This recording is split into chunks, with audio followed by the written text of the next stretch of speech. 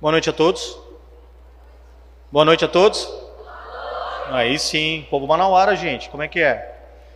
Bom, queria agradecer a todos pela presença, né? Para nós é um imenso orgulho tê-los aqui esta noite. E é uma coisa que eu aprendi a falar nos últimos tempos, né? O fato de vocês estarem aqui neste momento, vocês estão reservando um momento da vida de vocês para estarem aqui. Vocês poderiam estar em outros lugares, poderiam estar com outras pessoas, mas vocês dedicaram um momento da vida de vocês para estarem aqui neste momento. Então a gente fica muito agradecido e com certeza a palestra do Brian vai corresponder às expectativas de vocês, tá bom? Então eu tenho o orgulho, né, e a honra, claro, através do convite da minha grande amiga Silvana, né, no nosso 20º Conamar, de apresentar o Brian Fitzpatrick com o tema da palestra, Inteligência Artificial colorindo o D&I da teoria à prática. O Brian é bacharel em Economia e Política da América Latina pela New York University, possui certificado CSP pela Society for Human Resources Management, MBA pela Kellogg School of Management, também é especialista em diversidade e inclusão, tema fundamental nas organizações hoje em dia, principalmente as organizações que buscam uma certificação SG. Brian tem mais de 20 anos de experiência na área de gestão de pessoas, ou seja, um extremo conteúdo que vai abrilhantar esta primeira noite deste congresso, e conta ainda com um portfólio amplo de projetos realizados a nível global. Então é uma pessoa que tem uma experiência global, né, que vai estar conosco aqui esta noite, compartilhando as suas experiências, compartilhando toda a sua trajetória e todo o seu conhecimento em relação a este tema. Então eu gostaria de pedir um caloroso salva de palmas para o Brian Fitzpatrick, por favor.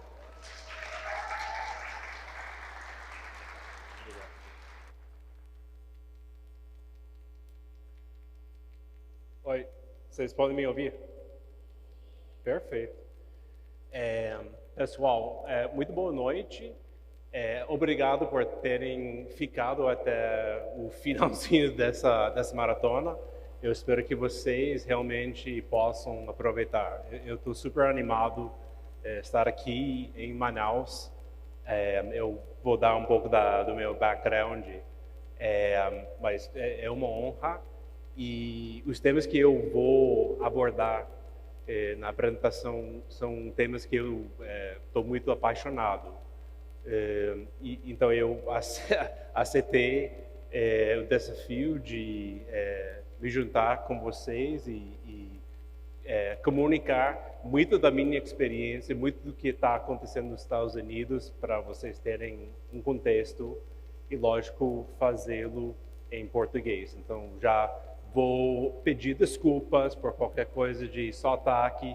Também eu vou estar usando e me referindo a muita palavra em inglês, só para vocês saberem o meu ponto de referência, porque tem várias palavras e termos que não exatamente se traduzem. Então é isso. Deixa eu para esse lado. Então, Brian Fitzpatrick, acho que você já tem uma ideia mais ou menos da minha experiência em educação. Eu sou o cara que veio do mundo de negócios. Eu não sempre trabalhava na área de RH. Na verdade, eu me associo muito com os números.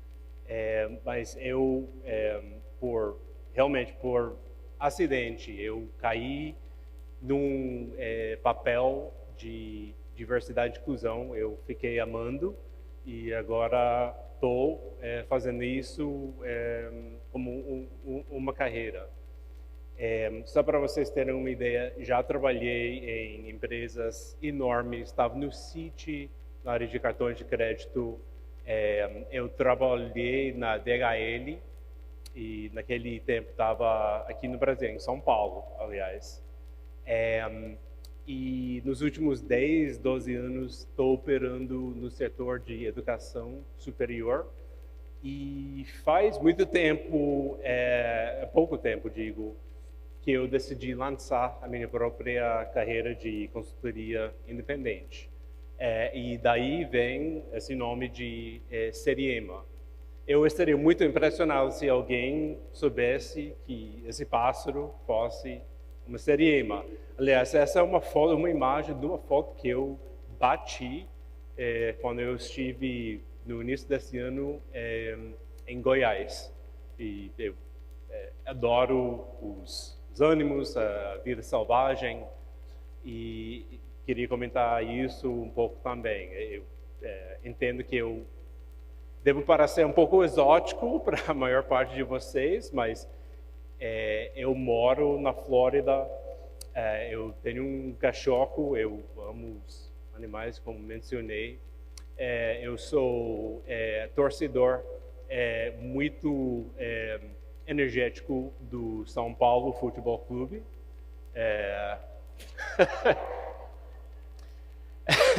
Contra o Flamengo, daqui a pouco. E também eu queria agradecer a presença da minha namorada Erika, que foi muito gentil em me ajudar com essa apresentação. Então, qualquer erro, qualquer coisa de sotaque, a culpa é dela. Então, só para vocês entenderem.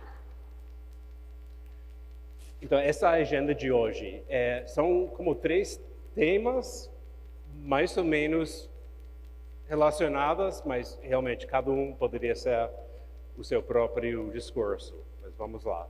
O primeiro se trata de lhes dar um contexto do que está acontecendo nos Estados Unidos nessa área de diversidade, porque realmente é um momento interessante, não necessariamente em termos positivos. Eu vou elaborar. E depois eu fiquei muito animado em poder compartilhar com vocês como construir o seu próprio departamento de diversidade, que eu mesmo fiz. E foi numa empresa de 2.000 funcionários, eu comecei da estaca zero.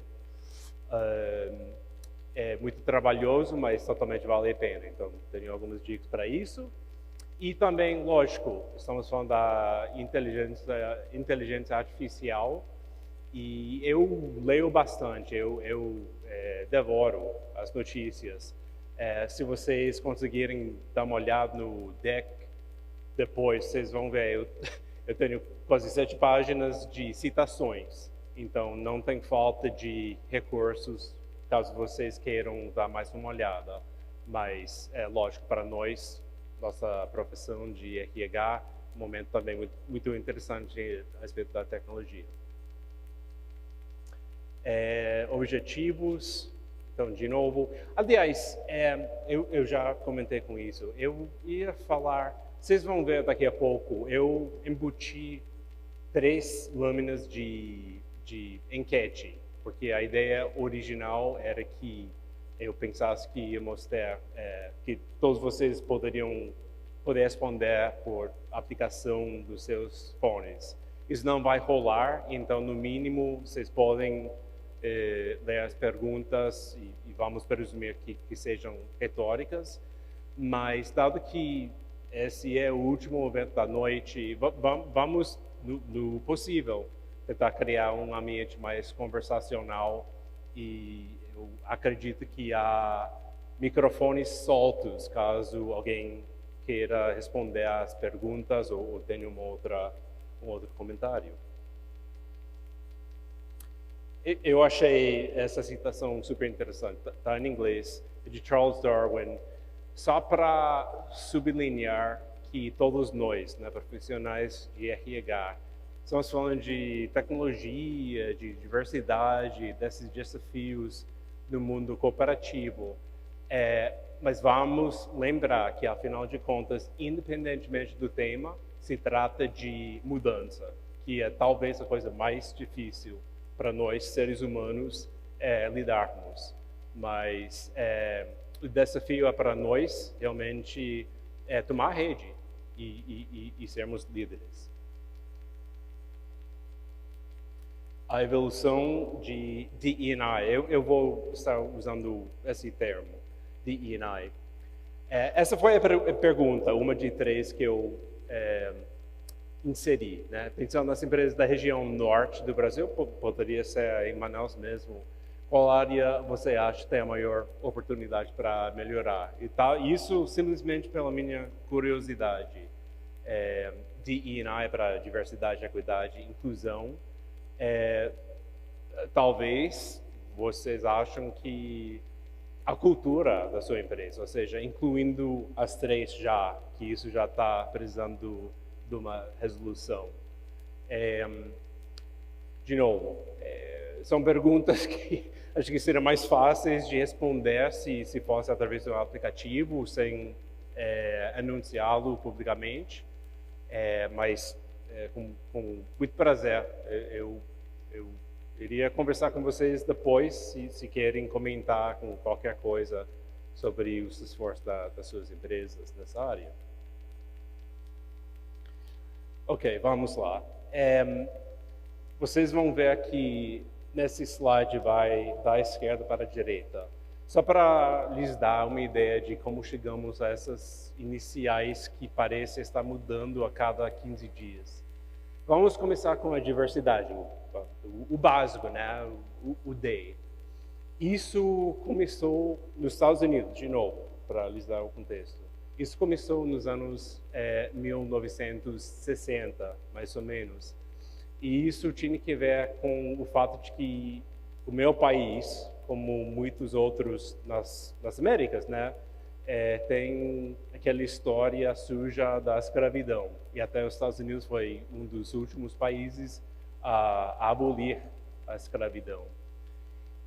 Então, isso foi o racismo formal, mas mesmo assim continuava de forma informal, até que o governo aprovou várias leis nessa década e as empresas começaram a tentar avaliar até um número de funcionários mais diversos. Parando aí por um segundo, só para comentar um pouquinho mais sobre a demografia dos Estados Unidos. Como diz o slide, está evoluindo. Estamos num momento bem interessante. Então, olha só, esses são os números que a gente faz do censo cada 10 anos, né? O último foi... Está funcionando o ponteiro? Bom, se não, tudo bem. 2020, e estou fazendo uma comparação com 1980, né? Então, um prazo de 40 anos. Olha só o bloco de azul, de quase... Isso está representando a população branca dos Estados Unidos. Olha essa queda de basicamente 4 de cada 5 pessoas do país até menos de 60. Eu me identifico como homem branco. Então, essa parte da população está caindo e caindo rápido. O que está ganhando no lugar dele? A cor rosa, está vendo como está crescendo de 6, agora um 3x ao longo dos 40 anos? Esses são os latinos, ou seja, os hispânicos. Seria uma outra conversa totalmente entrar na discussão sobre se os brasileiros dos Estados Unidos estão considerados latinos. Depende da pessoa dando a opinião, mas posso lhes dizer que formalmente, tipicamente não. Os brasileiros, apesar de serem da América Latina, não estão considerados nesse grupo de latinos. Então tem a demografia mudando bastante no país. Nesses gráficos também mostram o que eu achei bem interessante. Olha só essa parte multirracial, que já está virando uma parte importante da população. Só no censo de 1960, 60, que pela primeira vez em 200 anos do país fazer o censo, foi a primeira vez que você, como respondente, podia selecionar a sua identidade racial. Ou seja, antes disso, a pessoa que estava te atendendo na sua casa te olhou e decidiu, esse cara é branco, esse cara é negro. Tá? no próximo censo, 170, foi a primeira vez que alguém também poderia escolher a etnia dele. Agora, só a partir de 2000, por aí, e ao longo do tempo, tem cada vez mais pessoas escolhendo, em vez do que só branco, só negro, que estão se identificando como multirracial, que pode ser branco ou negro, com mais uma raça, mais um race, ou até duas e mais raças, races. Tanto que agora o número de pessoas nos Estados Unidos, hoje em dia, que se identifica como multirracial, mistura de não sei o que, está em quase 50 milhões de pessoas, isso de uma população total de 350. Esse número é até maior das pessoas que se identificam como negro só. Então, o ponto é que cada vez mais a sociedade americana está se identificando como uma mistura, né? Não simplesmente um ou outro, não simplesmente 880. Falando também na diversidade, só para destacar, muitas vezes nós caímos na trampa de presumir que se trata da parte física, as coisas que a gente consegue ver. Lógico, não é isso. E esse gráfico já usei em apresentações. Eu gosto muito porque você assim tem uma ideia do leque enorme de coisas que, se todos nós fôssemos responder àquilo, como teríamos tantos tons diferentes de diversidade. Aliás, nos Estados Unidos, nesse momento, só para mencionar dois, a diversidade neuro, né, em termos de estilo de aprender, e isso está recebendo cada vez mais atenção. E também até a parte de sua classe socioeconômica. Ou seja, antes, de novo, era os básicos. A sua aparência física, gênero, orientação sexual, mas agora está se tomando conta do fato de que num escritório, numa empresa, vai ter uma certa tensão se você tiver, por um lado, pessoas altamente educadas e, pelo outro, pessoas que talvez nem fizeram a faculdade. E como a gente lida com isso. Continuando com esse prazo de tempo, começamos com a D de diversidade. Daí, nos anos 90, por aí, você começa a ver D&I, diversidade e inclusão. Por quê? Porque dos anos 60 até os anos 90, demorou todo esse tempo para as empresas descobrirem que quando você tem uma equipe simplesmente diversa, não funciona. E isso está provado cientificamente. Então, imaginem, vocês têm um time de 5 pessoas, cada um totalmente diferente em todas essas categorias de diversidade. Já está provado que o mais realístico que eles vão assim, entrar em debate, vai ter muito pouca coisa em comum.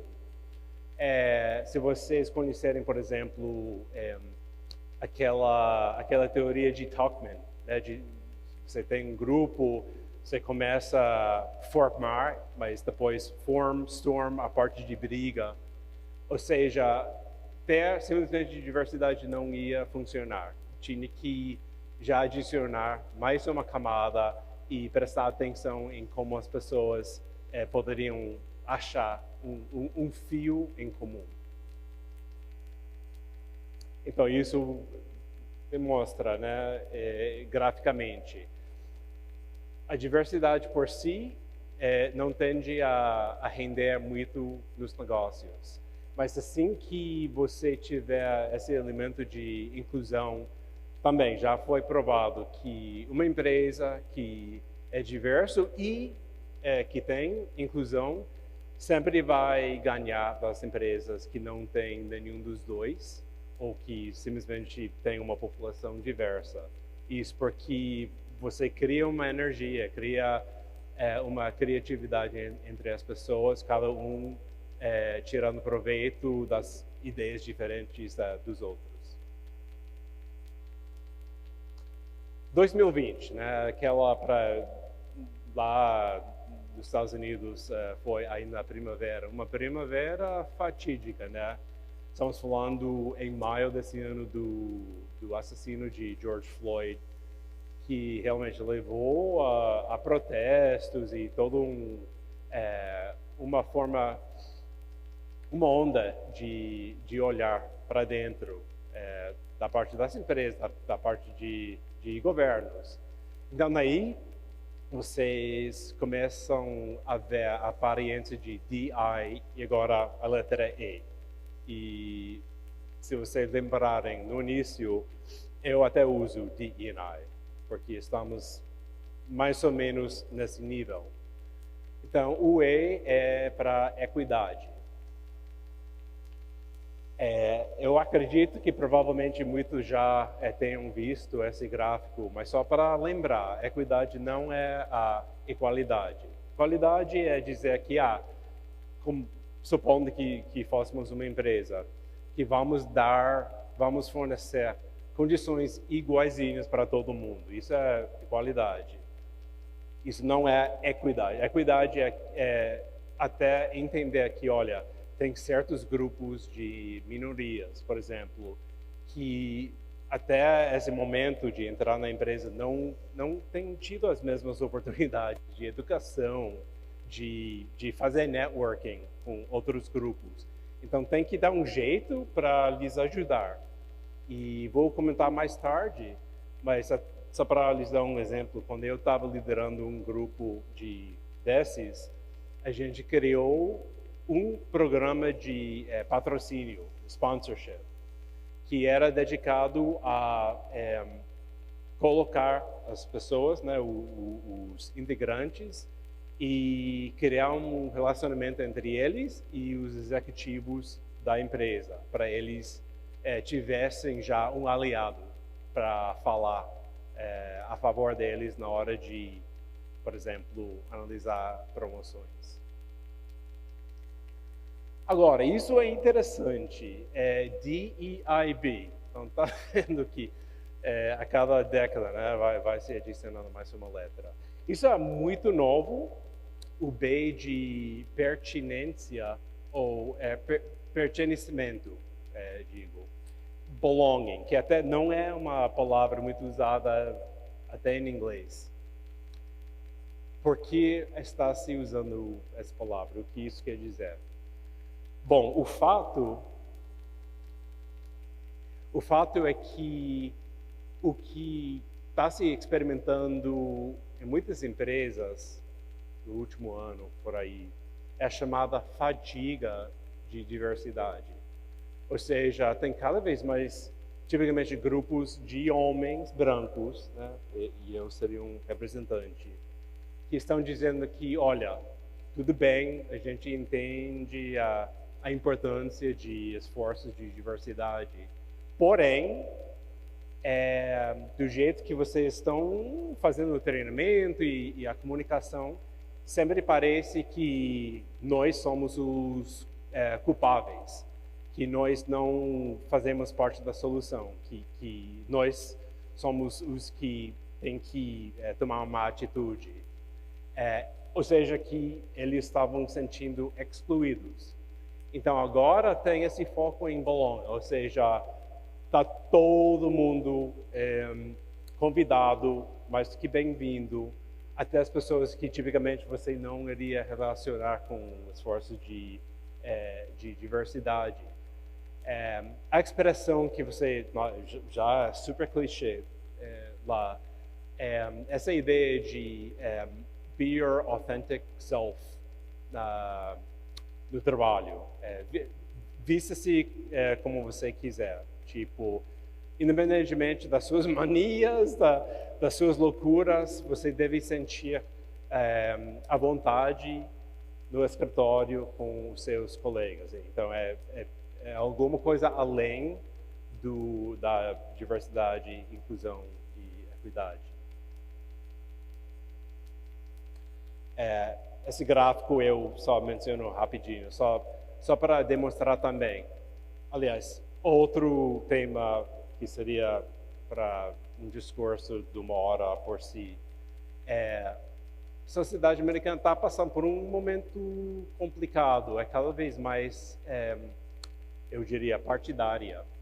Até que você vê que, dependendo se você for de qual desses dois partidos, né? Esquerda, direita, qual a sua identidade racial, etc. Que está muito claro, se você for X, você vai ser a favor ou não, você vai ser contra. Ou seja, ainda está faltando um acordo entre a maioria da população.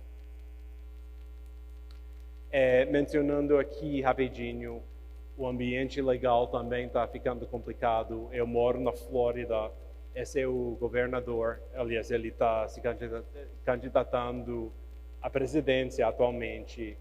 Ele acabou de aprovar uma lei que questiona se as empresas até legalmente podem destinar recursos para grupos de diversidade. Isso é ao lado estadual. Ao lado federal, a nossa Corte Suprema, só em junho, faz muito pouco tempo, eles acabaram de vez com o chamado Affirmative Action. Ou seja, a policy que já havia sido adotada desde os anos 60, mais que 50 anos, onde as universidades, sem contar com quota não, mas eles estavam encorajadas a fazer o possível de aceitar candidatos que eram negros, latinos, mulheres. Agora, legalmente, isso é ilegal. E tem um monte de reportagem avisando que o mais provável é que essa forma de pensar vai mudar para o lado das empresas, ou seja, das universidades para o mundo corporativo. Então, tem esses avisos que estão aparecendo. Essas marcas são bem impressionantes. Alguém teria uma ideia? Eu vou ter a resposta. Vocês até poderiam pensar de uma outra forma de um laço comum entre eles, mas só se vocês tiverem uma ideia, qual seria um laço em comum entre essas empresas que são muito grandes, muito bem conhecidas, ou seja, com ótimas reputações? O fato é que todos eles tinham, ou até hoje têm, essa posição de Chief Diversity Officer, né? Executivo, que normalmente está no mesmo time do que o próprio presidente. Todos eles já demitiram a pessoa nessa posição. Resulta que, apesar de uma tentativa de criar essa posição para dar mais importância a temas de diversidade nas empresas, Chief Diversity Officer, CDO, acabou sendo uma vaga, uma posição figurativa, simbólica, sem muito poder. No caso de Apple, por exemplo, eles demitiram 3 CDOs no prazo de 3 anos. No caso de Morgan Stanley, né, banco enorme, eles demitiram a CDO deles e a mulher, uns meses atrás, processou o banco. Ou seja, está existindo um rancor agora entre profissionais que estão querendo fazer mudanças, só que eles estão se encontrando com certa resistência. Uma vez que eles conseguirem esse trabalho, estão tendo problemas na hora de poder realizar qualquer tipo de mudança. E vou acabar com essa sessão da apresentação. Eu achei isso bem bacana. Essa é uma foto de soldados, de um batalhão de soldados negros, e só negros, porque eles na época não estavam permitidos a serem misturados com soldados brancos. Uma foto da década de 1860. Esse grupo lutou na nossa Guerra Civil, que terminou em 1865, que foi finalmente a abolição de escravidão. Eu estou mostrando essa imagem porque só em 2021, 2 anos atrás, se criou um novo feriado federal nos Estados Unidos. Não sei se vocês estavam sabendo. Mas agora a gente tem Juneteenth, que é o nome, essa palavra é uma mistura da data do dia 19 e o mês de junho. Qual a origem disso? Resulta que, apesar da nossa guerra civil haver acabado em abril desse ano, demorou mais 3 meses para os escravos no estado de Texas, que estava basicamente na parte mais longe dos estados rebeldes. Demorou mais 3 meses depois do final da guerra para eles descobrirem que já tinham liberdade. Então, para a população negra, é como se fosse um dia de independência para eles, porque o dia de independência dos Estados Unidos, 4 de julho, isso foi declarado numa época quando escravos não tinham poderes, né? Então é um pouco hipócrita desse feriado para todo mundo quando não aplica. Então eu achei isso bem bacana. Dia 19 de junho agora é feriado automático, que nem Natal e o nosso dia de Thanksgiving, né? Feriados importantes. Vou continuando, né, para mantermos na hora. Parte 2, melhores práticas, isso da minha experiência. Essa foi a segunda das 3 perguntas que eu quis embutir. Em qual nível você iria avaliar os esforços de diversidade, equidade e inclusão da sua própria empresa? De novo, seria muito interessante para eu ter uma ideia de como vocês veem os seus esforços, não simplesmente nas suas empresas, mas também no Brasil inteiro, para eu ter uma ideia, porque lá nos Estados Unidos, como acabei de demonstrar, tem toda uma janela bem grande de bem-sucedidos a poucos sucedidos. Estou mostrando esse gráfico, de novo, está tudo nas citações dos slides. Esse vem de uma autora que se chama Ella Washington, uma reportagem que apareceu na Harvard Business Review. Eu achei bem bacana esse gráfico, porque na hora de fazer uma comparação, entender, supondo que você vá criar o seu próprio departamento de diversidade, como vocês devem se medir. Começando de cima, indo para baixo. O primeiro nível, nível 1, o mais básico, é só para fazer todos os funcionários conscientizá-los do fato de que tem necessidade. É simplesmente marketing e não muito mais disso. Isso é o mais básico. O segundo, né, o amarelo, tem que ver com compliance, ou seja, fazendo a parte legal. Assegurando de que a empresa não vá ser processada, basicamente. Ou seja, fazendo o mínimo já é um passo para para diante, mas também não exatamente fazendo muita coisa proativa. Agora, na laranja, a parte tática, eu acho esse patamar muito interessante, porque agora supõe-se que você está com uma estratégia, agora está pondo em prática atividades, né, para assegurar as mudanças e resultados que vocês queiram. Agora, o pulo da laranja para o azul ela chama de integrated. Para mim, esse pulo é o mais difícil, porque eu experimentei. É uma coisa começar com um programa, implementar tática, mas é uma outra coisa bem mais difícil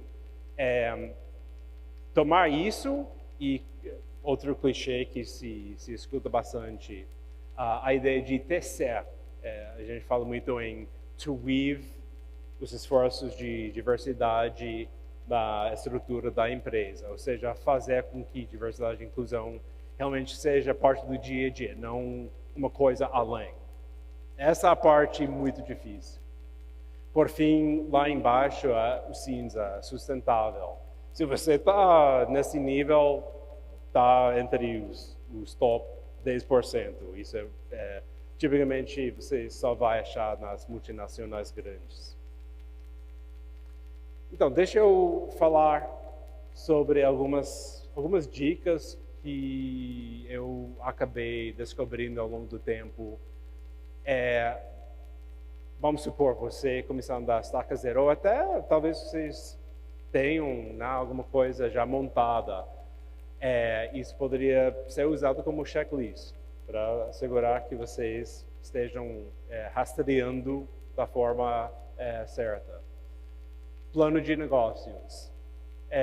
Programa de D&I que não tenha alguma parte de dados, alguma parte que diz claramente, olha, fazendo esses esforços e vai ter uma despesa, lógico, mas vai contribuir aos lucros, a receita, a nossa imagem, alguma coisa que você pode ver em termos bem quantitativos.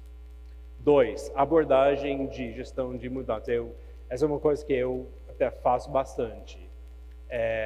Poderia ser os 8 passos de John Kotter, pode ser metodologia de ProSci. Independentemente da abordagem, se trata de envolver funcionários e fazer com que eles tenham que começar a realmente fazer as coisas diferentes. E isso é muito difícil, como apontou aquela citação de Darwin logo no início. Não é uma coisa fácil, então tem que colocar recursos para ver essa parte. Número 3, eu chamava ele, na minha época, council, conselho, que está composto de funcionários interdepartamentais de várias áreas. Isso é importante porque mostra que, olha, tem um grupo independente que está liderando as mudanças. Não é simplesmente só os executivos que estão fazendo pronunciamentos, mas sem envolver os funcionários. Número 4, campanha de publicidade. Eu mencionei isso antes. Pro marketing, as pessoas têm que entender o que está acontecendo. A regra, se não me engano, é que, independentemente da comunicação, você tem que ouvir alguma coisa 7 vezes antes de você realmente, assim, ficar decorando ele. Então, baseado nisso, tem que ter uma campanha que aproveita de vários canais de comunicação.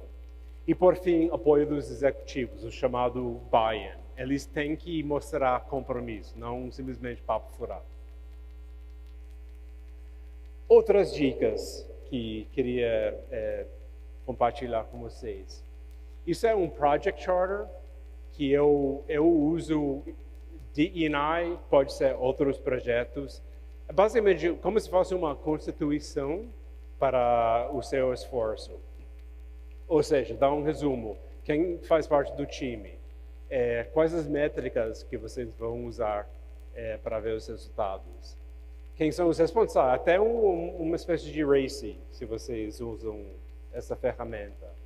Mas é uma ferramenta ótima para lembrar as pessoas. Né? Você começa, tem muita energia, mas ao longo do tempo, talvez vocês não estejam progredindo do jeito que queriam. Então é ótimo tirar isso e lembrar as pessoas das responsabilidades de cada um. Definam bem também as suas áreas de foco. Diversidade e inclusão, isso poderia tocar muitas áreas de uma empresa. Melhor escolher duas, três, quatro. Essas quatro, por exemplo, foram quando eu desenvolvi o meu programa. Eu escolhi essas quatro, né, que são fundamentais. Talento interno, que vê a parte de promoções para as pessoas de grupos minoritários. Talento de fora, como você vai ver os esforços de recrutamento. Comunidade também super importante. Isso cria o chamado goodwill com os interessados fora da empresa e isso ajuda também, aliás, com o recrutamento de pessoas dessas comunidades. E por fim, o engajamento, né? A gente sempre está vendo estudos destacando como funcionário engajado vai ser mais produtivo, vai ficar mais tempo com a empresa. Então, definindo métricas associadas com cada X número de áreas de foco também é recomendado. Equity Audit, chamei ele de mapeamento, mas é uma auditoria.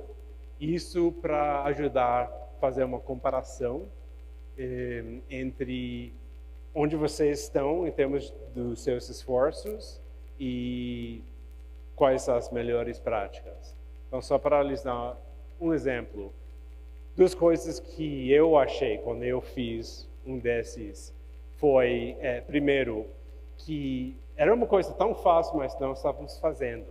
Cada vez que tínhamos uma vaga para qualquer posição, qualquer área da empresa, você tem que exigir que haja certo número de candidatos. Não estamos falando de quota, mas tem que ter um número de candidatos que venham de grupos que tipicamente não estão incluídos. Isso é uma coisa fácil de fazer, é uma melhor prática. E do outro lado, o lado de entrevistadores também. Melhor ter uma variedade de pessoas, branco, negro, multirracial, mulher, homem, seja lá que for. Porque muitas vezes as empresas ficam com as mesmas pessoas fazendo todas as entrevistas e isso pode fazer com que certos candidatos não sintam à vontade na hora de tomar uma decisão se querem fazer parte da empresa. Grupos de afinidade, os chamados Employee Resource Groups, também super importante. Quando eu criei o meu departamento, a gente acabou, ao longo de como 2 anos, a gente acabou tendo 4. Um para mulheres, para profissionais negros, um dedicado à saúde mental, que eu achei super interessante, e o último para a comunidade LGBT, que mais. Você cria engajamento dentro dessas comunidades na hora de lhes dar orçamento, lhes dar a possibilidade de dar pituca nas próprias operações com a empresa. Por isso tem que ter um relacionamento entre os altos executivos e os próprios grupos. Tem que ter um diálogo. E como eu mencionei logo no início, eu sinto muito forte sobre a importância dos dados. Então, se a gente pensar de como 4 níveis, Lógico, tem que começar com dados. Eu sei que até hoje tem empresas que não fazem coleta ou fazem a coleta, mas as definições operacionais estão, assim, totalmente atrapalhadas. Tem que ter acordo entre todos os interessados que X quer dizer X e não X mais uma coisinha adicional, porque se vocês não tiverem definições bem sólidas, vai ser impossível fazer as medições. Formas de coleta que podem ser grupos de foco, podem ser pesquisas de X frequência a vários grupos. A narrativa, qual story que você está contando com os dados, qual o ponto que você está tentando fazer. E por fim, a parte de ação.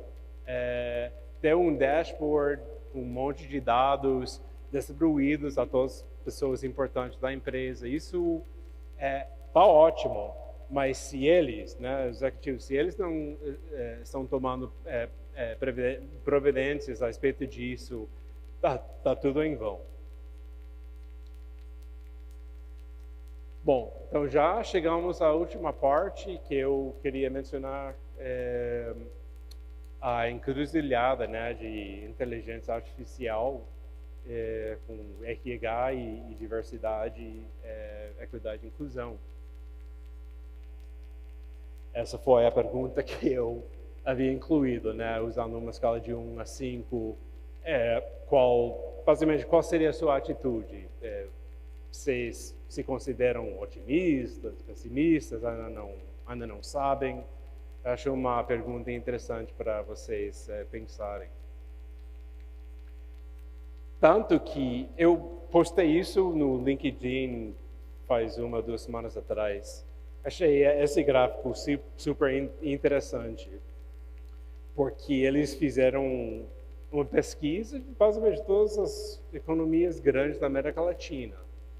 E entre todos eles foram os mexicanos que mais responderam que sim, a inteligência artificial já fez um impacto grande na minha vida.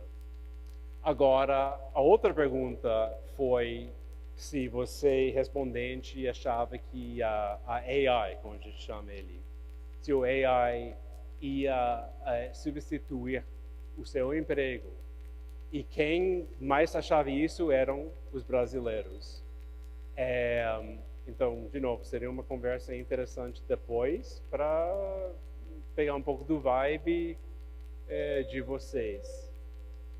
Estão me ouvindo ok? Também uma outra coisa interessante foi que entre os brasileiros e os argentinos, daí tinha a brecha maior entre as respostas, em termos de otimismo e pessimismo.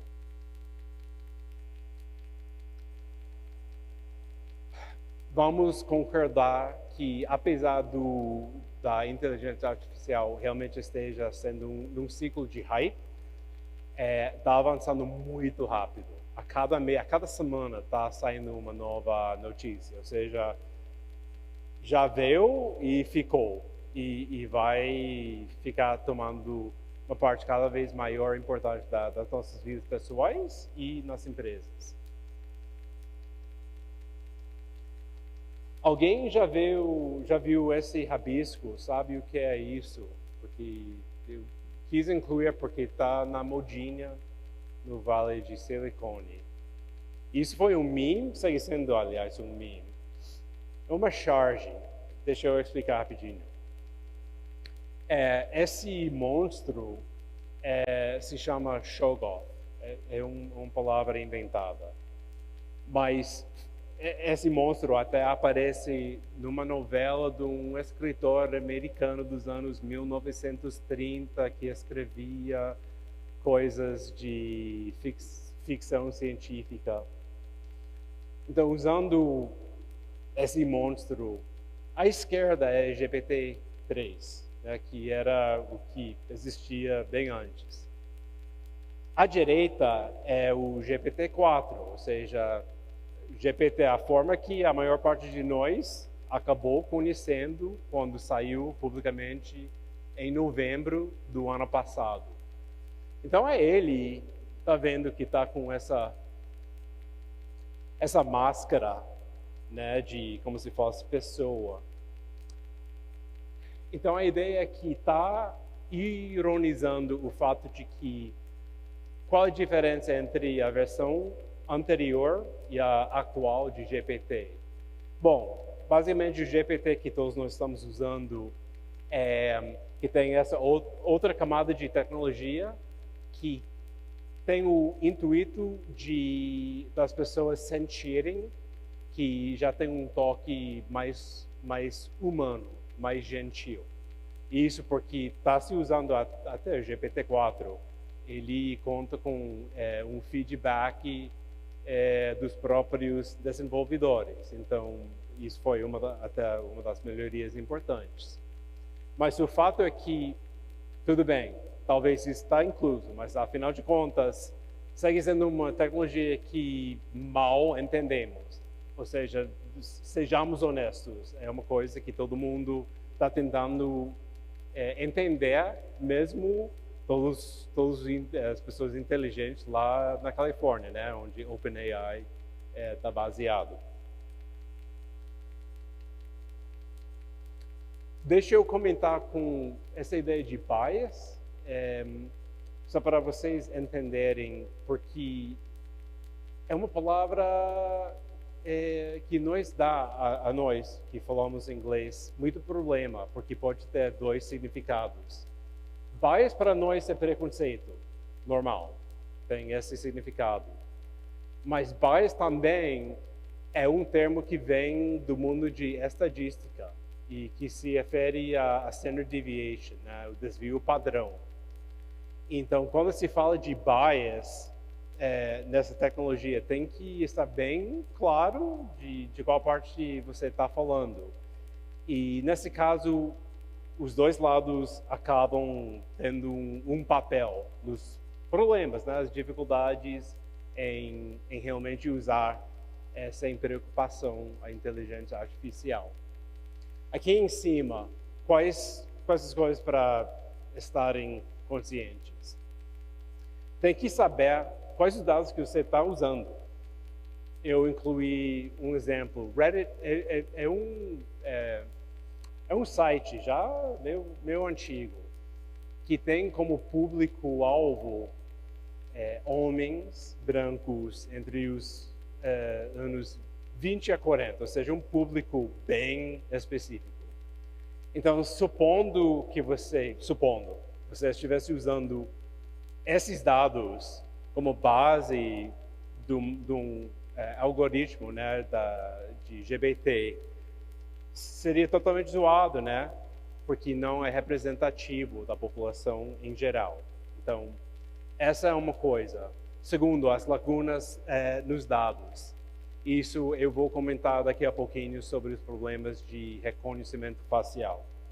Lembrem disso. E por fim, dados de interesse. O melhor exemplo para vocês entendam. Vocês já experimentaram que estão surfando na internet? De repente você está num site, né?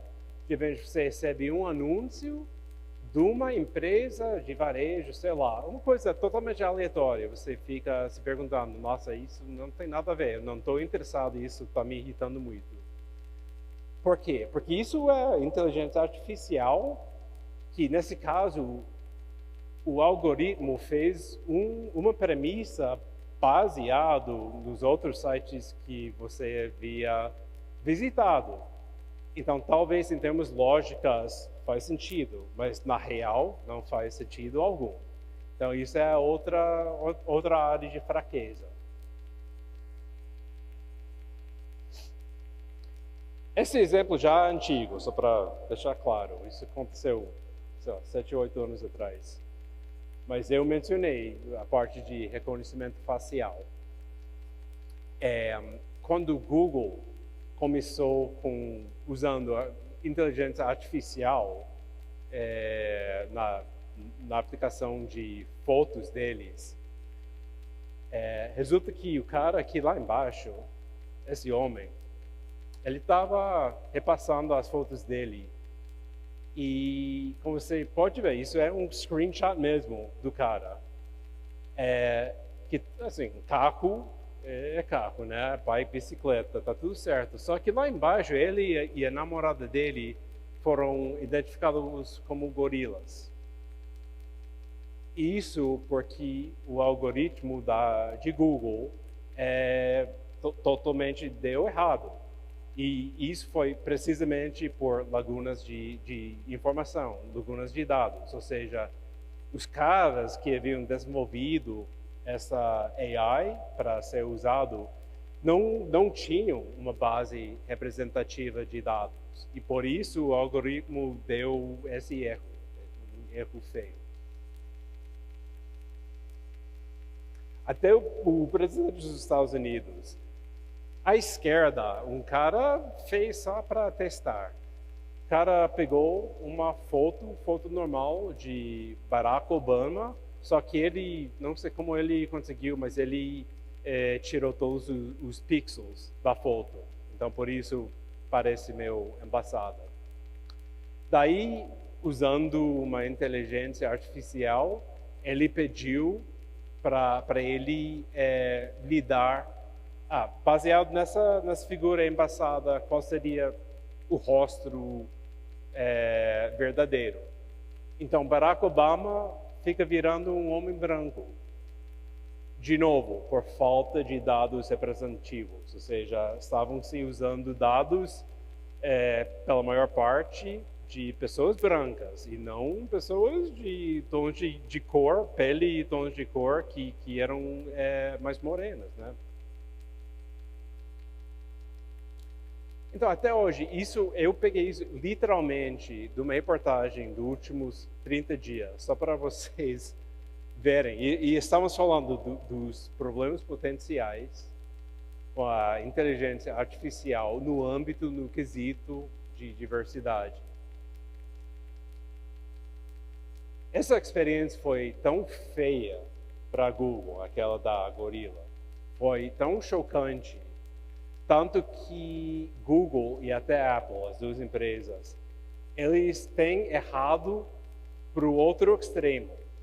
Ou seja, essas duas empresas têm tanto medo de acontecer o que aconteceu há uns anos atrás. Um cara negro mostrando as fotos e de repente ele é identificado como gorila. Eles têm tanto medo disso que agora a inteligência artificial nos apps de fotos mal consegue identificar uma gorila de verdade, ou até um macaco. No teste, a única gorila que foi identificada foi nesse rótulo, que é uma cola que você pode comprar nos Estados Unidos, que tem o nome de gorila, nada a ver com o próprio bicho. Isso para vocês verem que, de novo, até as pessoas mais inteligentes, pessoas que estão criando novas edições dessa tecnologia, até eles seguem tendo problemas em evitar problemas de racismo. Já estamos chegando aos últimos slides. Prós e contras de inteligência artificial. Lógico, estou apontando esses casos, mas não para dizer que isso é uma coisa negativa, não pode se usar. Até tem muitas oportunidades que pode se usar a tecnologia de forma positiva. Inovação, até o próprio crescimento econômico. Essas empresas estão contratando muitas pessoas, então está contribuindo muito às economias locais. Também, essa ideia, se você já ouviu falar de prompts, esse supostamente vai ser o próximo emprego super concorrido nas empresas, ou seja, que vai ter pessoas que são contratados especificamente que não são técnicos, aliás, mas eles vão trabalhar com a inteligência artificial para ir dando guinadas, viradas e fazendo uma forma de aperfeiçoar. E isso vai exigir das pessoas nessa posição, nessa vaga, as qualidades de empatia e comunicação. Então isso é uma coisa boa. De novo, tem muitas coisas, muitos riscos e essa é uma lista parcial deles. Existe essa palavra alucinação, hallucination. Isso é uma coisa verdadeira, que às vezes o algoritmo dá uma pane e ninguém consegue entender porque deu uma resposta totalmente louca. Isso se chama simplesmente alucinação. Isso acontece e é difícil de predizer quando vai acontecer. Stochastic parrot é que um termo bem técnico, mas simplesmente quer dizer que a inteligência artificial é inteligente, entre aspas, mas vamos lembrar que ele não tá criando nada de conhecimento novo. Ou seja, está pegando dados, informações que já estão no âmbito e fazendo conexões entre eles. Mas o AI por si não está criando, não é como se fosse científico descobrindo alguma coisa nova. Então, isso para mantermos as expectativas realísticas. Uma lei inovadora, porque eu quis mencionar isso, uma lei da cidade de Nova York. Eu nasci em Nova York, aliás, então isso foi bem bacana ver. E também uma das pessoas que estava na força-tarefa que contribuiu à lei é uma professora em NYU, a minha faculdade. Eu até consegui falar com essa mulher faz um pouco tempo atrás. Mas do lado legal, isso é supostamente a primeira lei no mundo inteiro que visa manter as empresas responsáveis por qualquer tipo de discriminação. Ou seja, se você é de uma empresa que está usando AI para determinar decisões de recrutamento, você tem que revelar o ditado explainability. Você tem que poder explicar como a tecnologia chegou a tal resultado para não aceitar X candidato. Então é um começo numa cidade só, mas você acha que vai servir de modelo. Tem outros exemplos também. Essas são duas agências federais do país, do governo, e estão correndo atrás de o que eles estão alegando são usos não éticos da inteligência artificial por parte de empresas. Esses são só alguns exemplos bem limitados, mas essas todas são empresas que estão nesse espaço de inteligência artificial e fazendo bem. Por exemplo, eu já usei CareerPlace. É uma inteligência artificial que pode se usar para dar uma avaliação de currículos, se você estiver fazendo recrutamento, e consegue te passar uma avaliação objetiva sem tomar em conta certos dados, como o próprio nome do candidato, que para muitas pessoas iriam levar um preconceito, né? X nome, o X candidato mora nesse bairro, deve ser negro, deve ser não sei quem. Então esse é um exemplo. UKG, que é até um HCM bem grande e muito popular, também pode ser uma ferramenta que está usando cada vez mais AI nas aplicações deles. Então, esses são 5, eu acho que vale a pena vocês talvez darem uma pesquisada nessa, só para entender para qual direção estão indo empresas de AI que estão nesse mundo de diversidade. Então, já chegamos ao resumo. que meu tempo acabou. Esses são os pontos, né? Eu queria lhes deixar com o seguinte, só queria realmente enfatizar, situação de diversidade nos Estados Unidos, na minha opinião, comparado com a situação atual aqui no Brasil, me parece que estão em momentos bem diferentes nos ciclos.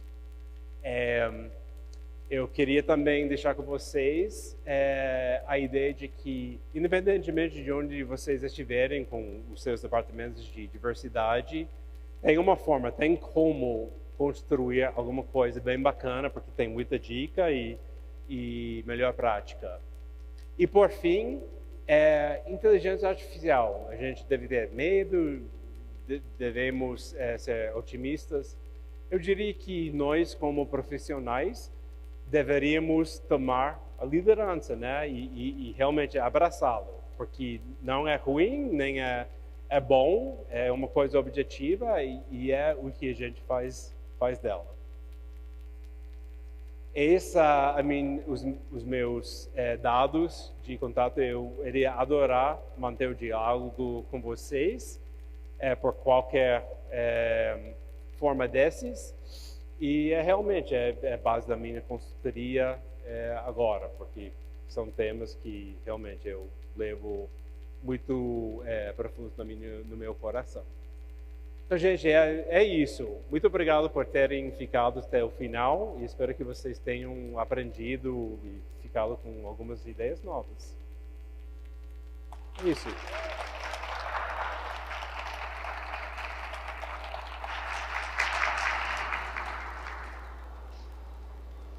Agradecemos ao senhor Brian Fitzpatrick por compartilhar conosco fatores importantes sobre diversidade, equidade e inclusão. Convidamos agora Vanessa Milon para entregar uma lembrança da nossa região.